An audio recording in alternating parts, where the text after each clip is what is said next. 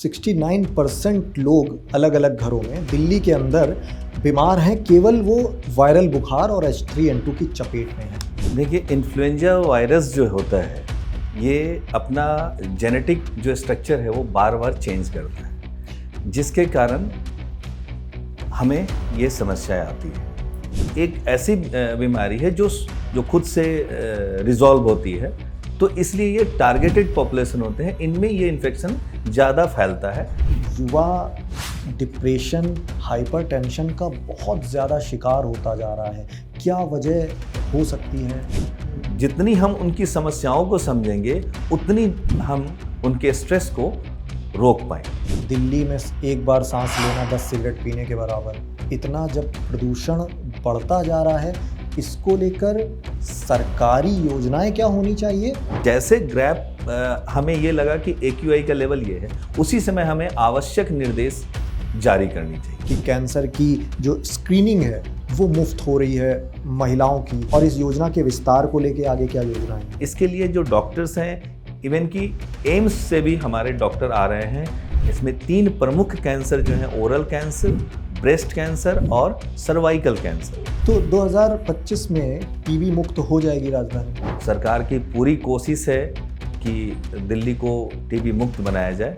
मौजूदा वक्त में दिल्ली का AQI 140 के ऊपर राजधानी में लगातार गंभीर होती जा रही स्वास्थ्य समस्याएं और पीड़ितों के बीच निराकरण का आधार पूरी तरह से शून्य, ऐसी तमाम गंभीर समस्याओं के बीच आज हमने अपने पॉडकास्ट में इनवाइट किया है दिल्ली के, राजधानी दिल्ली के नोडल ऑफिसर का दायित्व संभाल रहे हैं, पब्लिक हेल्थ एक्सपर्ट के तौर पर आज हमारे साथ मौजूद हुए हैं डॉक्टर सत्यजीत कुमार जी। बहुत शुक्रिया और बहुत स्वागत है आपका FM न्यूज़ पर। बहुत बहुत धन्यवाद, आपने हमें यहाँ आमंत्रित किया और आपने आमंत्रित किया हमें इस जानकारी के लिए कि दिल्ली सरकार कितनी गंभीर है जो दिल्ली की स्वास्थ्य समस्याएं हैं उसके लिए। तो जितनी भी स्वास्थ्य कार्यक्रम दिल्ली सरकार चला रही है, मैं उसके बारे में आपसे सारी जानकारी मैं आपसे शेयर करूंगा और आपको बताऊंगा कि दिल्ली सरकार कितनी जागरूक है। जी, सबसे पहला सवाल डॉक्टर साहब यही है, H3N2 वायरस बहुत ज़्यादा फैल रहा है। जो हालिया डेटा कहता है कि सितंबर 2025 का जो डेटा है, सिर्फ H3N2 जो फ्लू है और वायरल बुखार है, उसमें 69% 69% लोग अलग अलग घरों में दिल्ली के अंदर बीमार हैं, केवल वो वायरल बुखार और H3N2 की चपेट में हैं। इससे बचाव के लिए क्या तैयारियां होनी चाहिए, क्या रोकथाम के उपाय हैं, और बतौर नोडल ऑफिसर आप क्या सुझाव देंगे दिल्ली की जनता को? देखिए, इन्फ्लुएंजा वायरस जो होता है ये अपना जेनेटिक जो स्ट्रक्चर है वो बार बार चेंज करता है, जिसके कारण हमें ये समस्याएं आती है। बुखार की समस्या, जो भी कोल्ड रिलेटेड जो सिम्टम्स जो है वो ये वायरल इन्फ्लुएंजा वायरस जो देती है, उससे ये समस्याएं आती हैं। तो उस प्रक्रिया को तो हम रोक नहीं सकते हैं, बट जो प्रिवेंटिव मेजर्स हैं या फिर जो सिम्टम्स हैं जो पेशेंट उससे पीड़ित है, उसको हम उसकी समस्याएं का निदान कर सकते हैं, बट जो उनकी जेनेटिक स्ट्रक्चर चेंज होने को उसको हम रोक नहीं सकते हैं।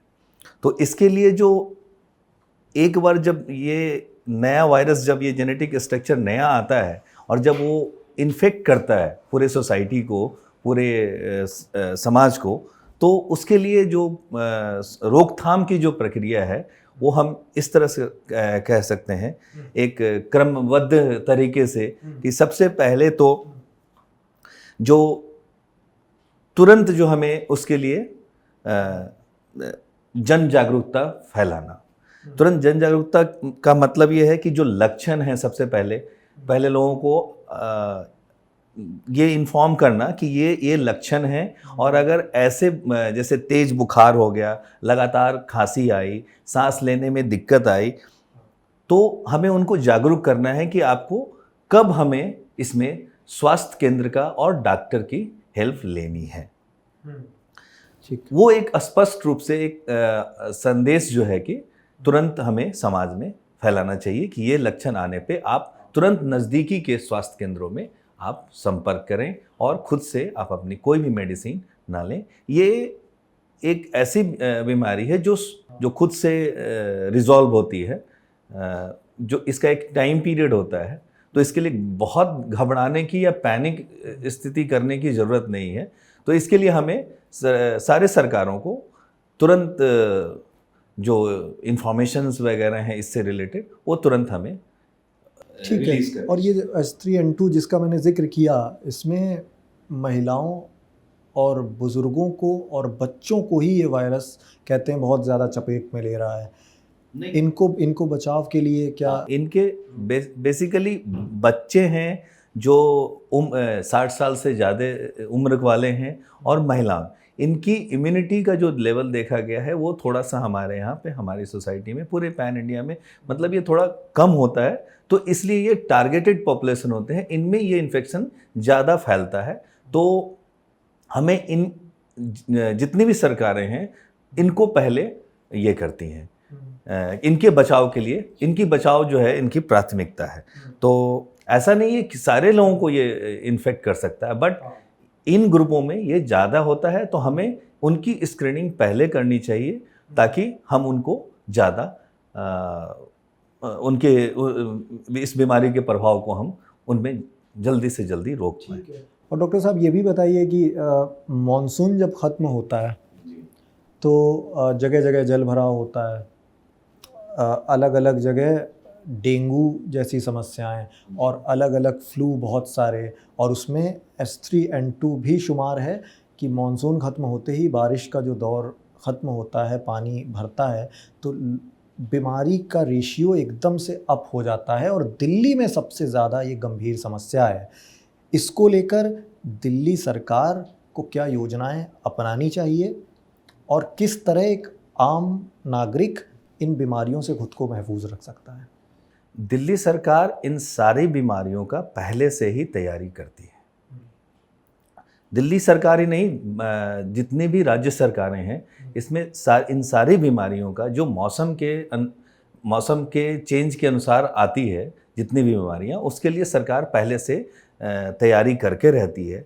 तो दिल्ली में जो डेंगू है और चिकनगुनिया है, ये मानसून जैसे आते ऑनसेट होते, मानसून के आते के साथ और मानसून के ख़त्म होने के समय ये जो पीरियड होता है, इस पीरियड में ये चूँकि पानी का जल जमाव ज़्यादा होता है, तो उसमें ये जो लार्वा है जो इसके मच्छरों के, ये ज़्यादा जो कि वेक्टर होता है, ये एडीज मॉस्किटो जो होता है, इधर ये वेक्टर का काम करते हैं और ये ज़्यादा ग्रो करते हैं। जो मानसून का जो टाइम होता है उसमें ह्यूमिडिटी जो माहौल होती है, ह्यूमिडिटी काफ़ी रहती है, तो ह्यूमिडिटी उसको और बढ़ाती है उसके ग्रोथ को। तो ये मच्छर जो है वो और जल्दी से पनपते हैं और ये बीमारी बढ़ाते हैं। दिल्ली में ही इतनी व्यापक समस्या क्यों, क्या वजह हो सकती है?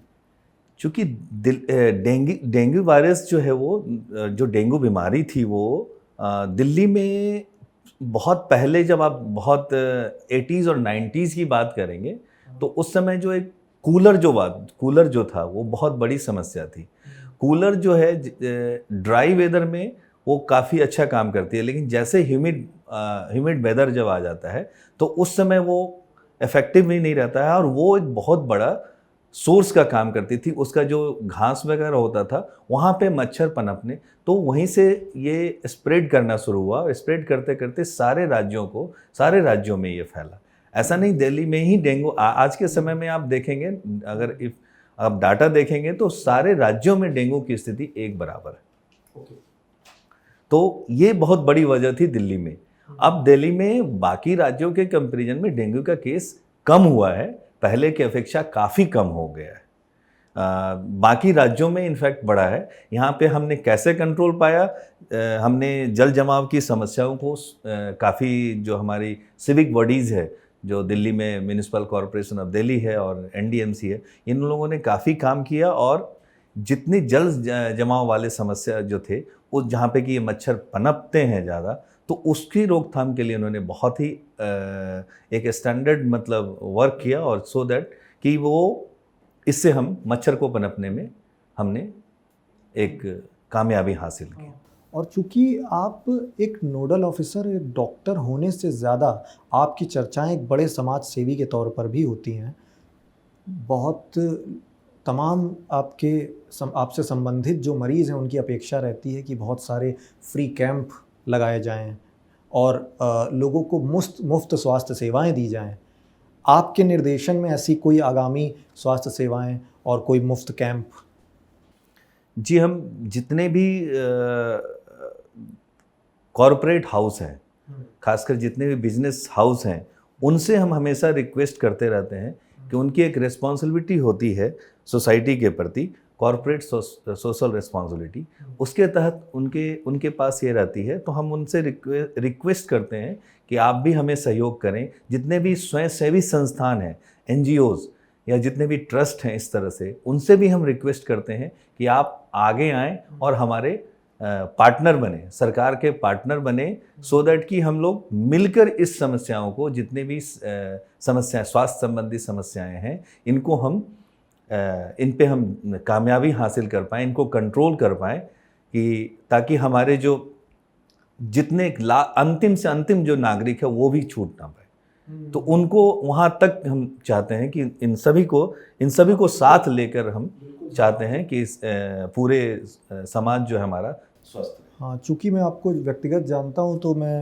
ये इस बात से वाकिफ़ हूँ कि आपका सामाजिक पहल इस तरह की लगातार आपकी ओर से उठाई जाती रही है, लेकिन ऑफ कोर्स एक बड़े फंड की भी ज़रूरत है। तो हमारी भी आप लोगों से, दर्शकों से यही अपील है, जो सक्षम हैं वो डॉक्टर साहब की मुहिम में साथ आएँ। और जिस तरह इन्होंने अलग अलग क्षेत्रों में बीड़ा उठाया हुआ है समाज सेवा का, लोगों को फ्री कैंप लगवाते हैं, स्वास्थ्य सेवाएं मुफ्त निःशुल्क प्रदान करा रहे हैं, तो जो जितने सक्षम हैं वो मदद करें, इस मुहिम में डॉक्टर साहब का साथ दें। खैर, एक डॉक्टर साहब, इस समय हाइपरटेंशन भी युवाओं में बहुत ज़्यादा गंभीर समस्या है। हाइपरटेंशन की, युवा डिप्रेशन, हाइपरटेंशन का बहुत ज़्यादा शिकार होता जा रहा है। क्या वजह हो सकती है आपके आकलन के मुताबिक, क्यों देश का युवा इतना ज़्यादा गंभीर डिप्रेशन का शिकार है? युवाओं में ये अभी जो ट्रेंड देखी गई है, इसमें आप बिल्कुल सही बोल रहे हैं कि हाइपरटेंशन और ये जो स्ट्रेस वाला जो फैक्टर है, स्ट्रेस को लेकर जो है ये समस्याएं काफ़ी बड़ी हैं। तो इसकी रोकथाम के लिए हमें उनका जो युवा से पहले वाला जो अवस्था है, दैट इज वो एडोलेसेंट वाली जो अवस्था है, हमें वहीं से अपना सारा काम शुरू करना पड़ेगा, वहीं पे हमें उन पे ध्यान देना होगा। जब वो एडोलेसेंट हम उस वर्ग को कहते हैं जो 10 से 19 साल के जो बच्चे होते हैं, उनको हम एडोलेसेंट बोलते हैं। तो वहीं से वो ये समस्याएं शुरू होती हैं।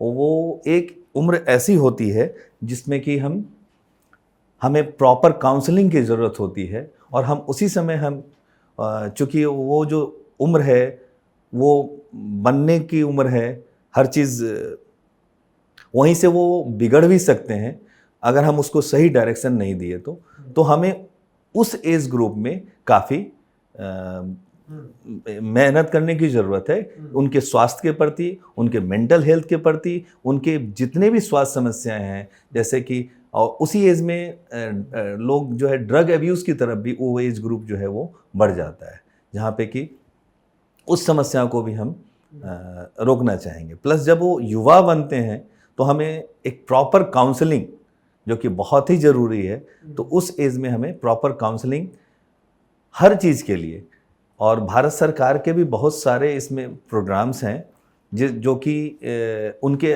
हर एस्पेक्ट को, युवा के हर एस्पेक्ट को, एडोलेसेंट के हर एस्पेक्ट को कवर करती है।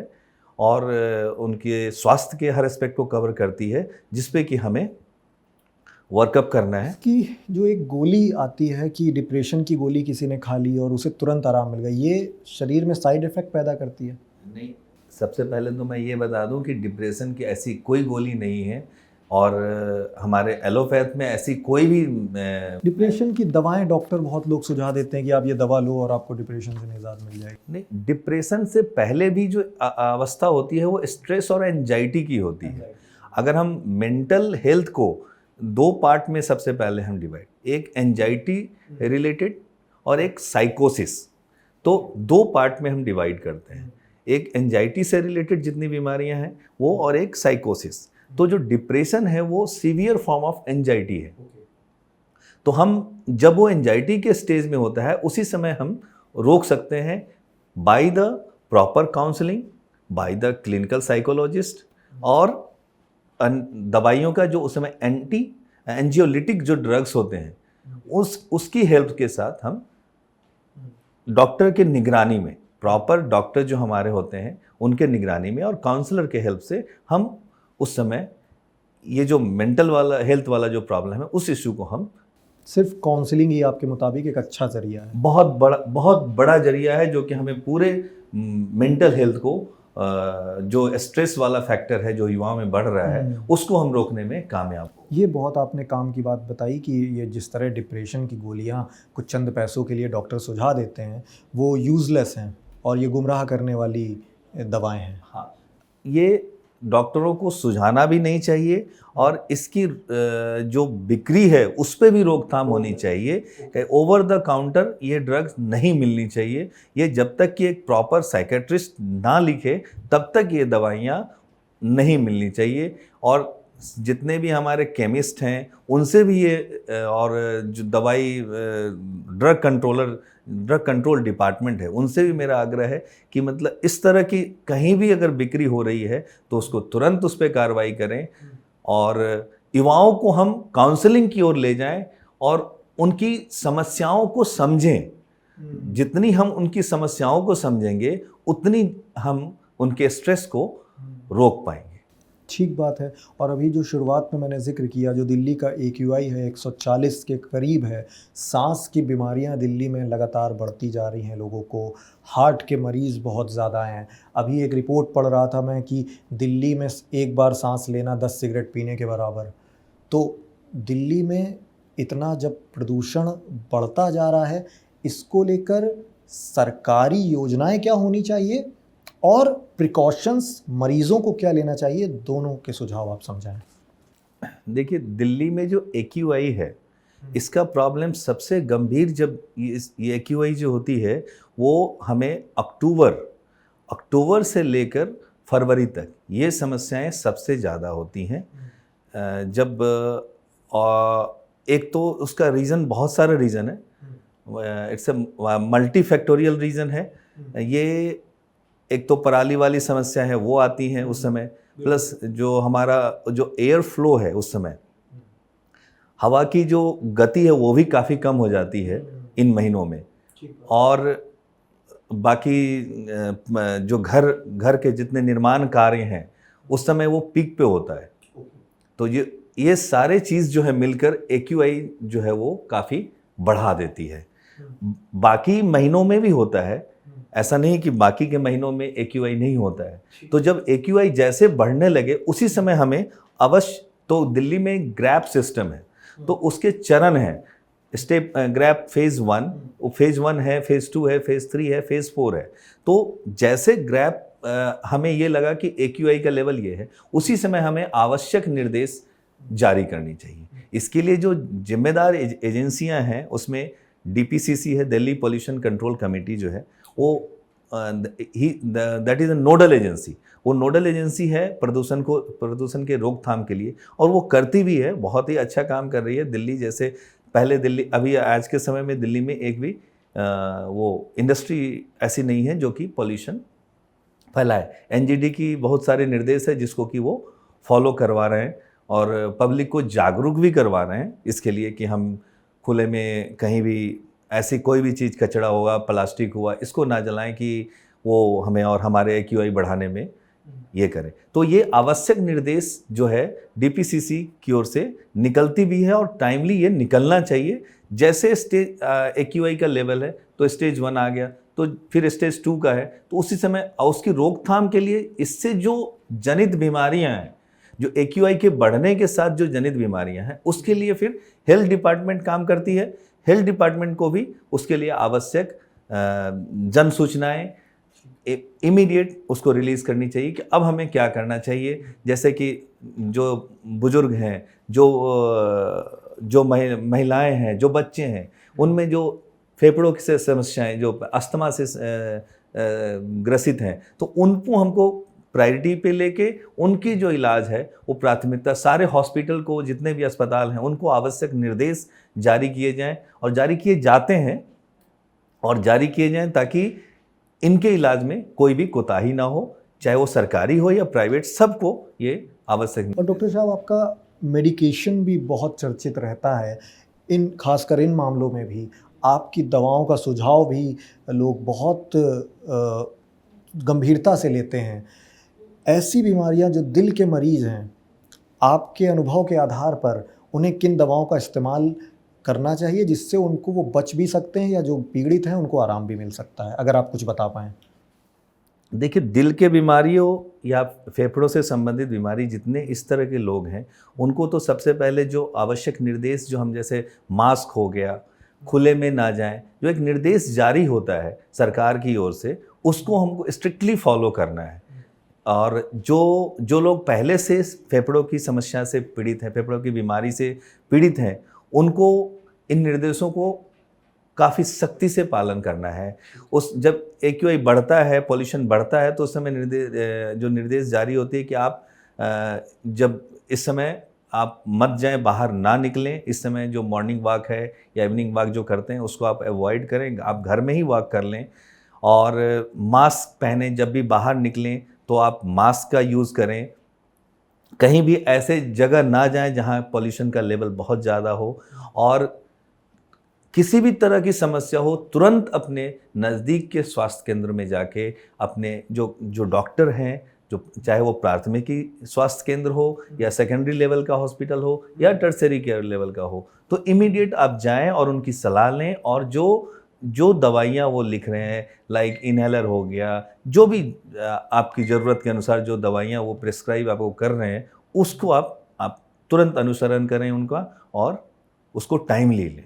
तो इससे आपके जो बीमारियां जो बढ़ेंगी उसमें काफ़ी हद तक हम जी। और बतौर नोडल ऑफिसर और बतौर पब्लिक हेल्थ एक्सपर्ट आप ये भी सुझाव दीजिए कि जो NP-NCD का प्रोग्राम था, इसको लेकर बहुत सारे इस तरह के सरकारी दावे सामने आए थे कि आसान और मुफ्त स्वास्थ्य सेवाएं मुहैया करवाई जाएंगी। दिल्ली के अंदर अगर दिल्ली की बात की जाए तो यहाँ पर डायबिटीज़ और हाई BP बहुत तेज़ी से बढ़ते केसेस हैं। डायबिटीज़ मुझे लगता है हर चौथा शख्स जो एक उम्र के बाद डायबिटिक हो जाता है। इसको लेकर कितने चेकअप हो चुके हैं इस NP-NCD प्रोग्राम के तहत और आगे की क्या योजनाएं हैं? NP-NCD एक नेशनल प्रोग्राम है। जितने भी नॉन कम्युनिकेबल डिजीज़ जैसे कि डायबिटीज़ हो गया, हाइपरटेंशन हो गया, कैंसर हो गए, तो ये एक नेशनल प्रोग्राम है। तो ये सारे राज्यों की जो फीडबैक होती है उसी के आधार पे जो भारत सरकार है इसमें सुधार करती है और इसमें बदलाव की जो भी सुझाव है वो देती है और उसी तरह सारी राज्य सरकारें इसको लागू करती हैं, इम्प्लीमेंट करती हैं। तो दिल्ली में भी जो है ये डायबिटीज़ और हाइपरटेंशन की समस्याएं काफ़ी बड़ी हैं। इसके लिए जितने भी हमारे स्वास्थ्य केंद्र हैं और जितने भी डिस्ट्रिक्ट लेवल के हॉस्पिटल्स हैं, जितने भी टर्सरी केयर लेवल हॉस्पिटल, जितने भी मेडिकल कॉलेजेस हैं, इन सारी जगह स्क्रीनिंग की व्यवस्था है, ब्लड शुगर टेस्ट और जितनी भी दवाइयाँ हैं डायबिटीज़ की, हाइपरटेंशन की, ये सारी दवाइयाँ दिल्ली सरकार की ओर से मुफ्त में मिलती हैं। और इसका फ़ायदा हमारी सारी जनता इसकी। तो ये जो मुफ्त दवाएं आपने बताई दिल्ली के सरकारी केंद्रों में? दिल्ली के सारे सरकारी केंद्रों पे ये दवाइयाँ उपलब्ध हैं। ओके, और ये कैंसर महिलाओं में बढ़ता जो व्यापक समस्याएं हैं, एक अभी योजना केंद्र की बहुत चर्चित है स्वस्थ नारी अभियान, उसमें ये दावा किया गया कि कैंसर की जो स्क्रीनिंग है वो मुफ्त हो रही है महिलाओं की गवर्नमेंट के तत्वावधान में। तो ये कितनी आगे ये प्रोसेस बढ़ चुका है ये अभियान, इस योजना में कितने लोगों की टेस्टिंग हो चुकी है और इस योजना के विस्तार को लेके आगे क्या योजनाएं हैं? देखिए, एक बहुत ही अच्छा ये कार्यक्रम भारत सरकार ने हमारे माननीय प्रधानमंत्री नरेंद्र मोदी जी के जन्मदिन से लेकर हमारे बापू महात्मा गांधी जी के जन्मदिन तक उन्होंने एक स्वास्थ्य पखवाड़ा शुरू किया, एक हेल्थ फोर्टनाइट, जिसका कि उन्होंने नाम दिया स्वस्थ नारी सशक्त परिवार। हाँ। इसमें स्वस्थ नारी सशक्त परिवार में जो टारगेटेड पॉपुलेशन जो थी, जो पॉपुलेशन को हमने टारगेट किया, उसमें जितने भी माएँ थीं और जितने बच्चे, तो इन दोनों को हमने भारत सरकार ने टारगेट किया। और इनकी जितनी भी बीमारियां थी उसके लिए, आप कैंसर की बात कर रहे हैं तो इसमें 3 प्रमुख कैंसर जिसकी की स्क्रीनिंग स्टार्ट हो गई है और दिल्ली में ये 17 सितंबर को इसकी इनॉग्रेशन हुई और इसमें माननीय मुख्यमंत्री, हमारे माननीय स्वास्थ्य मंत्री ने इस कार्यक्रम का शुरुआत किया और इसके तहत एक पूरा विस्तृत कार्यक्रम बनाया गया कि हमारे जितने आयुष्मान आरोग्य मंदिर हैं, जितने भी हमारे अर्बन PSC हैं, उन जगहों पे स्क्रीनिंग की व्यवस्था की गई है। इसके लिए जो डॉक्टर्स हैं, इवन कि एम्स से भी हमारे डॉक्टर आ रहे हैं।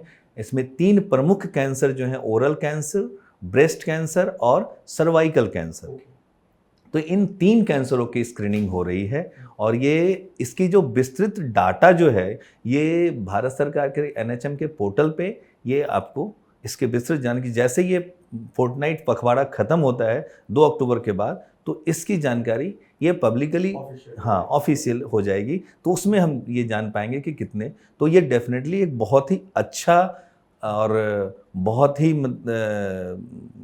पॉजिटिव कार्यक्रम है। इसका बहुत बड़ा इफेक्ट आएगा हमारे पब्लिक पे, और इसके बाद जो स्क्रीनिंग होगी उसके बाद हम तुरंत इस पे। ठीक है, तो डॉक्टर साहब, ये कैंसर की बात जो हुई, कैंसर के इलाज को लेकर भी बहुत सारी बातें होती हैं। लोग इस उम्मीद में रहते हैं कि कैंसर के इलाज को लेकर कोई वैक्सीन उपलब्ध हो। अभी बीते रोज़ रशिया की ओर से ये दावा किया गया कि हमने सक्सेसफुली ये वैक्सीन बना ली है और हम लोग टेस्टिंग की ओर अब बढ़ रहे हैं। संभव है ये दावा सिर्फ पब्लिसिटी के लिए है कि संभव है अभी आज की टेक्नोलॉजी के हिसाब से कैंसर की दवा मार्केट में आना? नहीं, कैंसर का वैक्सीन निकाला जा सकता है, ऐसा नहीं है। हमारे एलोपैथ में बहुत ही अच्छा रिसर्च एंड स्टडी जो है वो काफ़ी अच्छी है। तो जो रसिया ने अभी क्लेम किया है कि हम ये वैक्सीन निकालने में सक्सेसफुल हुए हैं, बट हर जो भी नई दवाइयाँ आती हैं उसके लिए 4 फेज होता है। एक तो सबसे पहले जब आप दवाई बना लेते हैं, जब वो दवाई बन जाती है तो उसके 4 स्टेज होते हैं। तो 4 फेज़ के बाद ही हम उसको मार्केट में लाते हैं। तो फेज़ 1, फेज़ 2, फेज़ 3 और फेज़ 4। तो उसके बाद फेज़ 4 जो होता है वो मार्केटिंग का स्टेज होता है। तो अभी जो वो उन्होंने मेडिसिन बनाई है, अब वो ट्रायल स्टेज में है। तो ट्रायल के बाद उसकी जो इफेक्टिविटी, जो कितना इफेक्टिव है, वो कितना उसकी साइड इफेक्ट है, ये सारी बात उस समय पता चलेगी। उसके बाद ये बात हवाई है, ये भी पता लग जाएगा। हाँ, उसके बाद हम विस्तृत रूप से जान पाएंगे कि ये कितनी कारगर होती है। क्योंकि मुझे इस वाकये से एक वाकया और याद आया। रामदेव की ओर से जब कोविड बहुत ज़्यादा चरम पे था, तो बाबा रामदेव की ओर से दावा तो किया गया कि हमने कोविड की वैक्सीन बना ली है, लेकिन वो ट्रायल में ही फेल हो गई। तो ऐसा भी हो सकता है इस वैक्सीन के साथ, कैंसर की वैक्सीन के साथ। ट्रायल में जब ये सक्सेसफुल हो गई है तो अब नेक्स्ट फेज ऑफ जो ट्रायल है वो हम देखेंगे कि इसकी इफेक्टिवनेस देखनी होगी और इसकी साइड इफेक्ट्स। अब ये इस स्टेज में आ गया है। तो मेडिसिन जो क्लेम कर रही है रसिया अभी, वो कि सक्सेसफुल है, इफेक्टिव जो उन्होंने जो लैब टेस्टिंग की है उसमें वो इफेक्टिव नज़र आया है कि जो कैंसर सेल्स थे दैट इज़ वो उनको मारने में वो कैंसर सेल को काफ़ी सक्षम है। तो अब उसकी जो नेक्स्ट फेज ऑफ जो ट्रायल है वो उसकी साइड इफ़ेक्ट्स और उसकी इफ़ेक्टिवनेस पे डिपेंड करती है। ठीक है। और दिल्ली की स्वास्थ्य सेवाओं से जुड़े आप एक अहम अधिकारी हैं, आपका अहम अधिकार है। टीबी को लेकर जो सरकार की ओर से ऐलान किया गया था कि टीबी को ख़त्म करने का जो टारगेट है, लक्ष्य है, वो 2025 है। 2025 में देश जो है पूरी तरह से टीबी से निजात पा लेगा। तो दिल्ली में अभी टीबी को लेकर कितने मरीज़ों को दवा मुफ्त मिल रही है? आगे को दिल्ली के अंदर क्या रोड मैप है, क्या प्लान है जिससे 2025 में दिल्ली पूरी तरह से टीबी मुक्त हो पाए? जो मेरी जानकारी है नेशनल ट्यूबरकुलोसिस इरेडिकेशन प्रोग्राम के तहत दिल्ली को एक टीबी मुक्त राज्य बनाने का, उसमें अभी जो ट्रीटमेंट है जो लगभग 75,000 के आसपास पेशेंट जो है जिनका कि जो रजिस्टर्ड पेशेंट हैं, और इनके लिए जो टीबी की दवाइयाँ अवेलेबल कराना, और प्लस इनकी सबसे बड़ी समस्या है पोषण की समस्याएं। तो दिल्ली का जो स्ट्रक्चर देखा गया है मोस्टली जो टीबी जो है वो स्लम्स में काफ़ी ज़्यादा है, या जहाँ ओवर क्राउडेड, जहाँ पे पब्लिक है, ओवर क्राउडेड पॉपुलेशन है, वहाँ पे टीबी की समस्याएं ज़्यादा है। तो और वो सारे लोअर इनकम ग्रुप के आते हैं, निम्न आय ग्रुप के लोग हैं, तो उनके लिए पोषण का भी जो एक सुविधा है वो भारत सरकार ने शुरू किया है। इसके लिए फूड बास्केट की डिस्ट्रीब्यूशन कर रही है। तो दिल्ली सरकार इसमें काफ़ी, अभी कुछ ही दिनों पहले 100 डेज वाला जो प्रोग्राम है वो टीबी का चलाया गया दिल्ली सरकार की ओर से, जो कि भारत सरकार की दिशा निर्देश में ही चलाया जाता है। ये भी नेशनल प्रोग्राम है, ये भारत सरकार के निर्देशानुसार ही। अब उसको सारी राज्य सरकार कितनी इससे इम्प्लीमेंट करती हैं वो राज्य सरकारों पे डिपेंड करता है।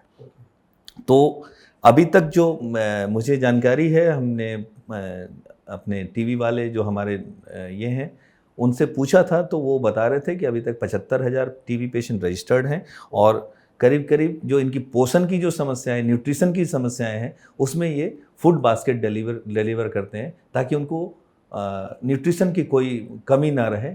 तो 22,000 न्यूट्रिशन फूड 2 लाख से ऊपर फूड बास्केट इन्होंने डिस्ट्रीब्यूट कर दिया है।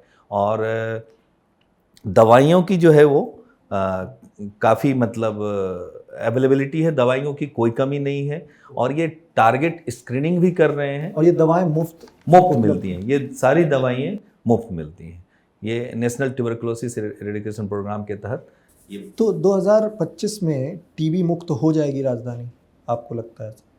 इस पे मैं अभी बहुत विस्तृत जानकारी आपको नहीं दे पाऊँगा, और सरकार की पूरी कोशिश है कि हर दिल्ली को टीबी मुक्त बनाया जाए, और इसके लिए सारे संभावित प्रयास जितने भी हैं, जो एक मल्टी प्रॉन्ग स्ट्रेटजी जो है, मतलब सारे एक होलिस्टिक अप्रोच के साथ दिल्ली सरकार इस पे काम कर रही है, और हमें उम्मीद है कि हम इसमें सफलता जरूर। ठीक है। और बतौर नोडल ऑफिसर एक तथ्य पर प्रकाश आपका और डलवाना चाहूँगा। दिल्ली में डॉक्टर्स के बीच लैब टेस्टिंग को लेकर बड़े फर्जीवाड़े के आरोप भी लगते हैं कि डॉक्टर्स का कमीशन सेट होता है लैब के अंदर, जांच रिपोर्ट फर्जी दी जा रही हैं, इस तरह की तमाम मीडिया रिपोर्ट्स की भरमार है। इस तरह के जब आरोप लगते हैं मेडिकल इंडस्ट्री से जुड़े लोगों पर, उन आरोपों पर आप क्या नज़रिया पेश करते हैं? देखिए, दिल्ली सरकार इस तरह की कोई भी जो अनइथिकल वर्क्स है उसकी रोकथाम के लिए एक हमारा प्रॉपर सेल है। तो वो डायरेक्टर जनरल हेल्थ सर्विसेज जो दिल्ली सरकार है उसके अंतर्गत चलती है। ये एंटी क्वेकरी सेल्स हैं, drug and magical remedy acts, ये सब है। तो इसके तहत एक पूरा सेल बना हुआ है। इस तरह की कोई भी समस्याएं अगर सरकार के इसमें आती है, निगरानी में आती है, तो सरकार इसके लिए आवश्यक कदम और जिले डायरेक्टर जनरल हेल्थ सर्विसेज के नेतृत्व में ये लेती है और आवश्यक कार्रवाई की निर्देश देती है। इसके लिए हमारा पूरा स्वास्थ्य जो है वो 11 जिलों में बटा हुआ है और 11 जिला जो है दिल्ली का, उसके सारे जो हेड होते हैं वो हमारे प्रमुख चिकित्सा पदाधिकारी होते हैं, चीफ डिस्ट्रिक्ट मेडिकल ऑफिसर, वो उनके निर्देश में टीम बनी होती है और वो उस पर आवश्यक कार्रवाई करती है। अगर कोई भी व्यक्ति इन अनएथिकल कामों में लिप्त पाया जाता है तो उसके खिलाफ सख्त से सख्त कार्रवाई होती है। तो ये कुछ व्यक्तिगत अनुभव भी आप हमसे साझा करें, कुछ आपके निर्देशन में कोई ऐसा वाकया सामने आया और इस पर कार्रवाई की गई हो, अगर अपने अनुभव के आधार पर आप बताएं कि किसी डॉक्टर पर इस तरह के जो आरोप लग रहे हैं, ऐसा कोई वाकया आपके नज़र में आया? नहीं, डॉक्टर से जो नेग्लिजेंस और इस तरह की अनएथिकल प्रैक्टिसेस होती हैं, इसको फिर हम इस पे जो जो कमेटी बनती है जो डायरेक्टर जनरल हेल्थ सर्विसेज के नेतृत्व में, वो आवश्यक कार्रवाई हेतु वो हम दिल्ली मेडिकल काउंसिल को हम फिर भेज देते हैं कि ये नेग्लिजेंस, ये जो भी कमियां हैं इन रिपोर्टों में, इन डॉक्टरों के इसमें पाई गई, तो आप इसको, उसके लिए दिल्ली मेडिकल काउंसिल की कमेटी होती है पूरी, वो उस पर फिर आवश्यक कार्रवाई जो भी वो करती है। तो इसमें दिल्ली मेडिकल काउंसिल समय समय पर वो जो भी अगर कहीं भी अनएथिकल और इस तरह की नेग्लिजेंस डॉक्टर करते हैं तो उन पे वो कार्रवाई करते हैं। क्या जांच रिपोर्ट फर्जी बन रही है दिल्ली के अंदर? जांच रिपोर्ट फर्जी का हम कह नहीं सकते हैं कि जब तक कि, बट कुछ ऐसी समस्याएं आती हैं जिसको लोग लेकर आते हैं कि ये रिपोर्ट सही नहीं है, ये रिपोर्ट उन्होंने गलत दे दिया है, तो ऐसी समस्याएं आती हैं। बट ऐसा ये नहीं आया है कि ये फर्जी रिपोर्ट यहाँ पे ये एक सिंडिकेट चल रहा है यहाँ पे कि ये फर्जी रिपोर्ट ही बना रहे हैं, ऐसा नहीं है। पर कुछ लोग आते हैं जो कंप्लेन करते हैं कि ये रिपोर्ट उन्होंने गलत दिया है, हमने यहाँ पे ये रिपोर्ट कराया था तो वो दूसरा रिपोर्ट आया था। तो इस तरह की कंप्लेंट्स आती हैं। इस तरह की कंप्लेंट्स नहीं आती हैं कि फर्जी रिपोर्ट का ये धंधा, गोरख धंधा चल रहा है, इस तरह की कंप्लेंट नहीं है। और क्या डॉक्टर्स के कमीशन सेट होने जैसी बातें भी हैं कि 40% कमीशन, 30% कमीशन वो जांच रिपोर्ट जो लिखते हैं उस लैब के लिए वहाँ पर सेट होता है, इस तरह की बातें भी हैं? अब चूँकि मैं एक सरकारी इसमें हूँ और मुझे प्राइवेट वाला जो पार्ट है वो, उसमें मैं मतलब बहुत इंटरनल रूप से नहीं देख नहीं पाता हूँ, जान नहीं पाता हूँ, ना इस तरह की कोई कंप्लेन आई है हमारे पास कि भाई ये डॉक्टर ऐसा इतना कंप्लेन परसेंटेज लेकर और ये टेस्ट रेफ़र करते हैं। तो ये कंप्लेन अभी तक मैं जहाँ मैंने काम किया है ये आई नहीं है। और प्लस मैं निजी क्षेत्र में बिल्कुल ही काम नहीं करता हूँ, तो मुझे ये जानकारी बिल्कुल ही नहीं है, अस्पष्ट नहीं है, और इस तरह की कोई कभी कंप्लेन नहीं आई तो हमने इस पर हाँ ठीक है। और एक व्यक्तिगत नज़रिया आपका और जानना चाहूँगा, देश में एलोपैथ और आयुर्वेद को लेकर बहुत ज़्यादा विवाद छिड़ा हुआ है। एक तबका ये मानता है कि एलोपैथ बेहतर है क्योंकि आपको वो एक पक्का इलाज देता है। कुछ लोग ये मानते हैं कि आयुर्वेद का सहारा इसलिए लेना चाहिए क्योंकि आयुर्वेद के ज़रिए आपको कोई बिना किसी साइड इफ़ेक्ट के एक धीरे प्रोसेस से आपको बीमारी जड़ से ख़त्म की जाती है। एलोपैथ और आयुर्वेद में कौन बेहतर है, आपका क्या नज़रिया है? देखिए, एलोपैथ और आयुर्वेद ये दो मेडिसिन की पद्धतियां हैं, तो ये दोनों साथ साथ बढ़ी। इनफैक्ट अगर आप कहें तो आयुर्वेद जो है वो काफ़ी पुराना था, लेकिन समय के साथ जो एलोपैथ में जो रिसर्चेज हैं वो काफ़ी इतनी ज़्यादा हुई कि आयुर्वेद हमारा उसमें काफ़ी पीछे छूट गया। तो अब प्लस जो एलोपैथ जो है, अब मैं खुद एक एलोपैथ डॉक्टर हूँ, तो मैं ये इस वजह से नहीं कह रहा हूँ कि एलोपैथ बेहतर है और आयुर्वेद ख़राब है, ये नहीं कह रहा हूँ। बट एलोपैथ जो है कि कंप्लीट आपको सॉल्यूशन देता है, और इसका कारण ये है कि इसमें इतनी ज़्यादा रिसर्चेज और इतनी साइंटिफिक मेथड से एलोपैथ की जो डेवलपमेंट हुई है वो आयुर्वेद उसमें काफ़ी पिछड़ गया। आयुर्वेद में जो रिसर्च है वो काफ़ी पीछे है और बिल्कुल नगण्य है। अगर हम कंपैरिजन करेंगे एलोपैथ और आयुर्वेद में रिसर्च के स्टेटस की तो बिल्कुल ही नगण्य है। अगर ये 100% है तो वो 1% भी नहीं है। प्लस रेगुलेटरी बॉडीज़ जितने भी हैं, जितने भी रेगुलेटरी संस्थान हैं हमारे, वो एलोपैथ के लिए बहुत बहुत बहुत संस्थाएं हैं, बट आयुर्वेद को रेगुलेट करने के लिए जो संस्थाएं हैं उनके जो वो अस्पष्ट नहीं है। प्लस वो इंटरनेशनल स्टैंडर्ड का नहीं है, वो नेशनल स्टैंडर्ड का ही है। तो हम और एलोपैथ जो है वो डिफरेंट, जैसे अमेरिका का FDA है, यूरोपियन यूनियंस स्टैंडर्ड्स हैं, प्लस भारत के जितने सीडेस्को है, उस तरह की जो मापदंड वाली जो जितनी एजेंसियां हैं वो आयुर्वेद में नहीं है। तो एक कमी ये है, अगर आप आयुर्वेद का सेवन करना भी चाहते हैं तो आप एलोपैथ के साथ करें और अपने डॉक्टर के निगरानी। प्लस आयुर्वेद में झोला छाप डॉक्टर की भी बहुत ज़्यादा तादाद है, तो वो क्या लिखते हैं नहीं लिखते हैं ये तो भगवान ही जाने, तो हम उस पर विश्वास नहीं कर सकते हैं। हाँ, आप एक क्वालिफाइड डॉक्टर से आयुर्वेद का जो भी ट्रीटमेंट है वो क्वालिफाइड आयुर्वेद प्रैक्टिशनर से और ही लें। मुझे लगता है डॉक्टर साहब आयुर्वेद के लिए तो कोई डिग्री की भी ज़रूरत नहीं होती, हर कोई आयुर्वेदिक डॉक्टर बना बैठा है। आयुर्वेद की डिग्री होती डिग्री है, लेकिन डिग्री की को कोई मांगता नहीं है। हर कोई आयुर्वेदिक डॉक्टर बना अपनी क्लिनिक खोला बैठा है, उस पर नकेल नहीं कसी जा रही है। क्योंकि कितने सड़क में टेंट लगाए और हकीम बने बैठे हुए हैं और पूरी समस्याओं का निदान वो देने का दावा करते हैं, और जब डिब्बा खोला जाता है तो उनके अंदर भी एलोपैथ पाउडर ही निकलता है। ये इसके लिए एंटी क्वेकरी सेल बनी हुई है दिल्ली में। दिल्ली सरकार ने एंटी क्वेकरी सेल, और समय पे इसके अगेंस्ट कार्रवाइयाँ होती हैं। इसमें बहुत सारे लोगों को सज़ा भी मिली है इसमें, और फिर भी इनकी तादाद इतनी ज़्यादा है कि इसके लिए हमें एक full fledge dedicated 24 hour monitoring की आवश्यकता है, जिसको कि पूरे ये केवल दिल्ली राज्य का ही समस्या नहीं है, ये पूरे भारतवर्ष की समस्या है, और इसको बहुत ही मजबूत तरीके से निपटने की ज़रूरत है, ताकि हम अपने जनता को, हम अपने पब्लिक को एक अच्छी स्वास्थ्य सेवाएं दे पाएँ। आयुर्वेद में भी बहुत सारी चीज़ें अच्छी हैं, ऐसा नहीं है कि आयुर्वेद को हम कंप्लीट डिनाई कर दें।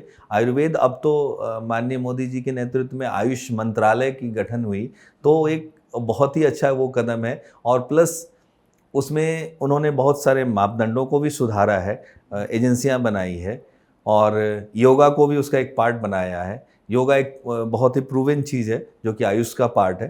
तो अगर हम दोनों को, एलोपैथ और आयुष दोनों को एक मिलके एक कंप्लीट लॉ के तहत, मतलब एक कानूनी रूप से अगर हम इसको अगर हम देते हैं तो हमें, हमारी जनता को अच्छी स्वास्थ्य सेवाएं मिल पाए। आप मिलने की बात कर रहे हैं, बाबा रामदेव कहते हैं हम एलोपैथ को देश से जड़ से उखाड़ कर फेंक देंगे।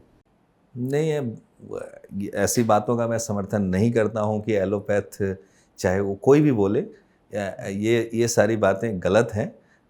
ये एलोपैथ को या किसी भी पैथ को जड़ से फेंकने की मतलब बात नहीं की जा सकती है। एलोपैथ पूरे वर्ल्ड में, पूरे विश्व में एक साइंटिफिक प्रमाणिक पैथी है, जिससे कि पूरे वर्ल्ड के सारे लोगों का इलाज हो रहा है, और ये काफ़ी इस स्तर पे पहुंच गया है कि इसको हम ये हमारी जीवन पद्धति बन गई है, और इसको हम फेंक नहीं सकते हैं, ये गलत शब्द होगा। एलोपैथ का हम इसको और अच्छे ढंग से ये कर सकते हैं, हम इसमें एक वाक्य और जोड़ सकते हैं कि आयुर्वेद को हम किस तरह से मजबूत करें। आयुर्वेद में प्रिवेंशन की ज़्यादा पद्धतियां हैं, तो उसको हमको यूज़ करना है। लाइफ स्टाइल मॉडिफिकेशन, हम अपने जीवन शैली में कैसे बदलाव लाएं। योगा है, जो कि हमारे माननीय मुख्य प्रधानमंत्री जी ने योग यूनाइटेड नेशन से वर्ल्ड योग दिवस और सबको योग करना बताया कि योगा से हमें क्या फ़ायदा है। तो हमें वो जीवन शैली में बदलाव की ज़रूरत है, और आयुर्वेद को एज इट इज़, सपोज कि आप डायबिटीज़ है आपको, तो उसके लिए आप करेले का जूस लेते हैं, तो आप करेले का जूस घर में निर्मित तो मेरा यही सुझाव है कि घर में जितने भी हमारे स्पाइसेस हैं, मतलब सारे ये जितने मसाले सब आयुर्वेद के प्रोडक्ट हैं। लहसुन हो गया, लौंग हो गया, इलायची हो गई, तो ये सारी चीज़ें सब हमें, हल्दी हो गया, तो ये सारी चीज़ें हमें एक आयुर्वेद के अंदर आती है। तो ये इसका हमको प्रॉपर कैसे यूटिलाइजेशन करें, ये हमें जीवन शैली में बताना होगा और अवेयर करना होगा। जितना ज़्यादा जागरूक कर सकते हैं कि ये हमें ऐसे लेना है, तो ये हमें हेल्प करेगी, लेकिन एलोपैथ के साथ साथ। ठीक है डॉक्टर साहब, बहुत शुक्रिया, आपने स्वास्थ्य समस्याओं से जुड़े बहुत कीमती व्यू पॉइंट हमारे साथ साझा किए। हमारी आशा अपेक्षा आपसे यही है कि आप यूं ही दिल्ली के पीड़ित लोगों को बेहतर स्वास्थ्य सेवाएं यूं ही आसान तरीके से मुहैया करवाते रहें, समाज सेवा में यूं ही तत्पर रहें। बहुत शुक्रिया आपका। धन्यवाद, आपका बहुत बहुत धन्यवाद हमें स्टूडियो में आमंत्रित करने के लिए।